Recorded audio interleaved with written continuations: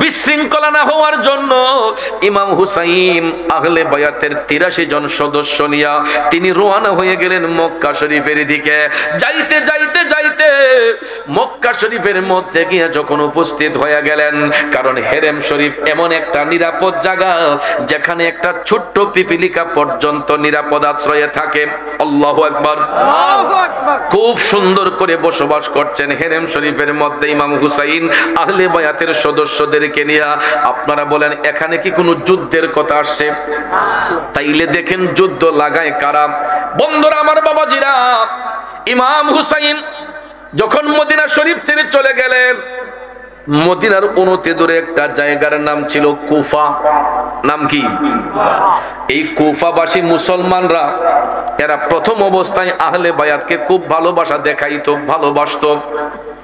ওই কুফার মুসলমানগুলা একটার পর একটা চিঠি লিখতে শুরু করলো ইমাম হুসাইন বরাবর।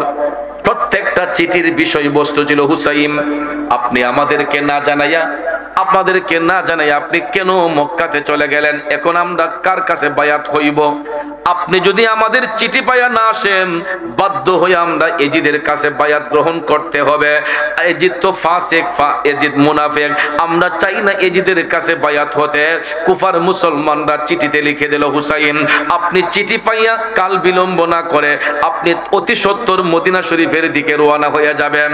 এই বলিয়া প্রতিদিন একটা একটা চিঠি যখন লিখতে শুরু হইল, শেষ চিঠির বক্তব্যটা হলো, হুসাইন যদি আমাদের চিঠি পাইয়া না আসেন, আমরা হাসরের ময়দানে আমরা দয়াল নবীর সামনে অভিযোগ করব যে আমরা এতগুলা চিঠি দেওয়ার পরেও ইমাম হুসাইন আমাদের চিঠির মধ্যে কোনো সাড়া দেন নাই।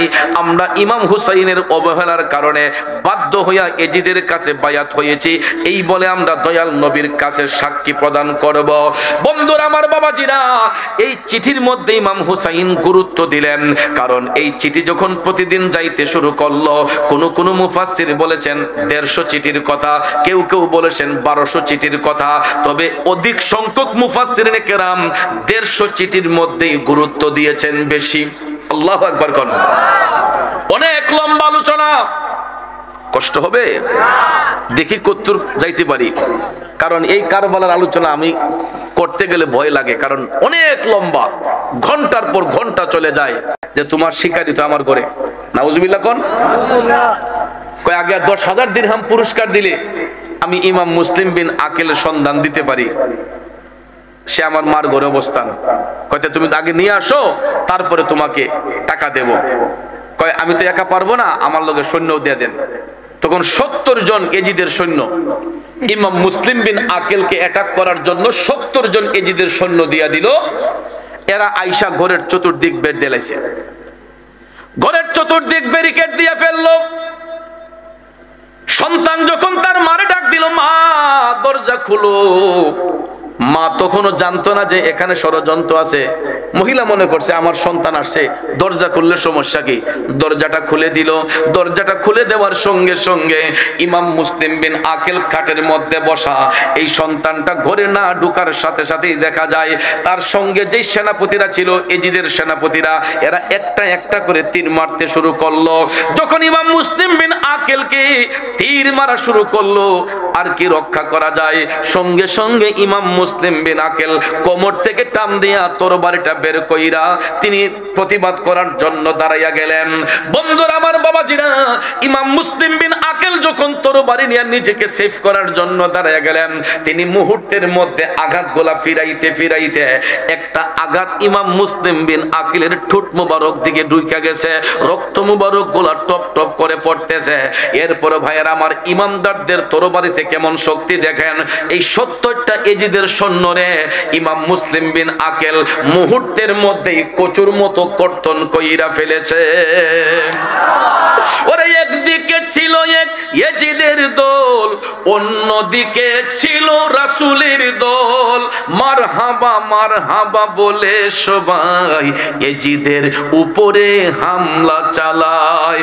কারবালার ওই প্রান্তরে শহীদ হয়েছেন সপরিবারে। ঠিক কিনা বলেন আমার নোয়াবাই গ্রামের বাবাজিরা? 70টা ইয়াজিদের সৈন্যরে ইমাম মুসলিম বিন আকেল মুহূর্তের মধ্যে কচুর মতো কর্তন করে ফেললেন। এই বুড়িমার সন্তান আবার গেছে ইবনে জিয়াদের কাছে গিয়া কয় 70,000 দিলেও ইমাম মুসলিম বিন আকেলের তরবারি থেকে কেউ রেহাই পাবে না। কয় 70 জনকে কচুর মতো কাইটা ফেলছে, এত শক্তি ইমানি তরবারির মধ্যে। আল্লাহু আকবার কোন। তখন ইবনে জিয়াদ দুষ্ট, তো এই দুষ্ট বলতেছে কয় দেখো 70,000 দিলেও তোমরা তার আটকাইতে পারত না, তার চেয়ে বরং এখন কিছু লোক যাও গিয়া তোমরা আমার পক্ষ থেকে তার কাছে গিয়ে সরি স্বীকার করো, ইমাম মুসলিম বিন আকেলকে গিয়ে বলো যে আগে যেই ঘটনা ঘটছে এটার জন্য আমরা সবাই অনুতপ্ত, এটা বইলা বুঝাইয়া তাকে নিয়ে তোমরা আমার ভবনে আসো, যে আমরা কম্প্রোমাইজ করব, আমরা একটা সুরাহা করব, কম্প্রোমাইজ করে ওদের ভাবে ওরা থাকবে, আমাদের ভাবে আমরা থাকবো। এটা কিন্তু শয়তানি কথা, মূলত হলো ওনাকে কতল করবে। আর ওইদিকে ঘোষণা দিছে ইমাম মুসলিম